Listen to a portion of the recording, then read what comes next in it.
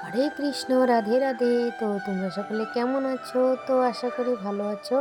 আর আমি কিন্তু খুব একটা ভালো নই, কারণ আজকে 4 দিন থেকে বৃষ্টি। এখনও দেখো আকাশ কীরকম কালো হয়ে আছে, একদমই ঘর থেকে বেরোনো যাচ্ছে না। আর রৌদ্র না থাকাতে আমাদের বাড়িতে তুলসী মহারানীর কি অবস্থা হয়েছে সেটা তোমাদেরকে দেখাচ্ছি, দাঁড়াও।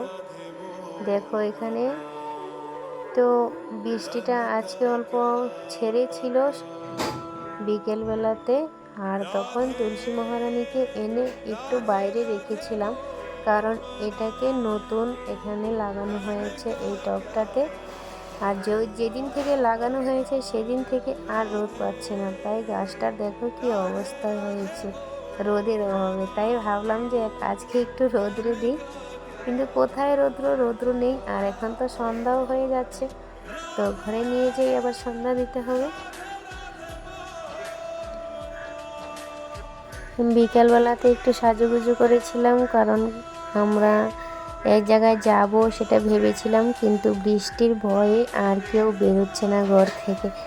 তো আমারও আর যাওয়া হলো না। একা একা তো কোথাও আর যেতে ইচ্ছে করে না, তার মধ্যে মনটাও বেশি একটা ভালো লাগছে না, কারণ যদি যাই পরে আবার বৃষ্টিতে আটকে পড়তে হবে। এদিকে তানু দুষ্টমি করে যে কোনো জায়গায় গিয়ে, তো সেখানে বৃষ্টির মধ্যে আরও দুষ্টমি, একদমই ভালো লাগবে না। তাই ভাবলাম যে যাক, আজকে আর যাওয়া হবে না। আর এদিকে দেখো আমি এই ড্রেসটা পরেছি, আমি ড্রেসটা পরতে বাইরে এসেছি, এসে দেখি ও কখন যে এই গুপি ড্রেসটা পরে ও বাইরে চলে এসে ফুল ছিঁড়ছে। হ্যাঁ, আমি মানে ভাবতেও পারছি না যে ও একা একা এই গুপি ড্রেসটা পরে নেবে। দেখো কিরকম করছে, আবার তোমাদেরকে আবার হাই করে দিচ্ছি। মারবো, কখন যে কি করি আমি নিজেও টের পাই না। ও সব সময় আমাকে ফলো করে, আমি কি করব ওটাই সব সময় ফলো করে। মানে কি বলবো, ওকে নিয়ে আমার আর কিছু বলার নেই।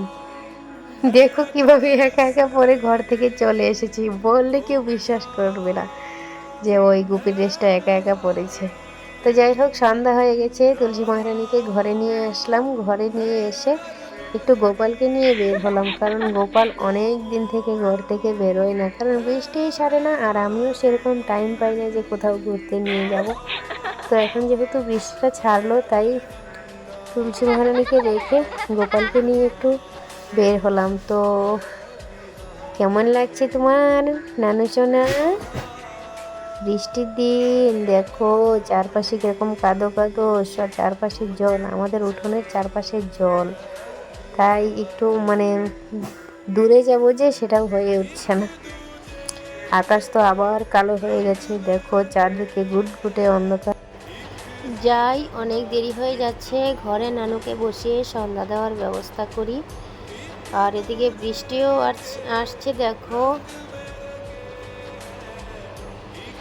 চলো নানু, ঘরে চলো, আমরা এখন ঘরে চলে যাব। বাই করে দাও বন্ধুদের। বাই বাই সোনা, বাই করে দাও বন্ধুদের। হরে কৃষ্ণ।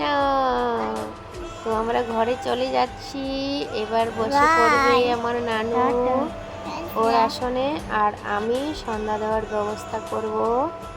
সন্ধ্যা হয়ে গেছে, তারপর রাতের বেলায় আমাদের এক জায়গায় নেমন্ত্রণ আছে, সেখানে যাব। তো আজকের ব্লগটা এতটুকুই। যদি তোমাদের ভালো লাগে অবশ্যই লাইক কমেন্ট শেয়ার করবে। আর যদি আমার নানুকে খুব বেশি ভালো লাগে তাহলে অবশ্যই চ্যানেলটা তোমরা সাবস্ক্রাইব করে দিও, তাহলে ভিডিও বানাতে আমার একটু ভালো লাগবে। অবশ্যই সাবস্ক্রাইব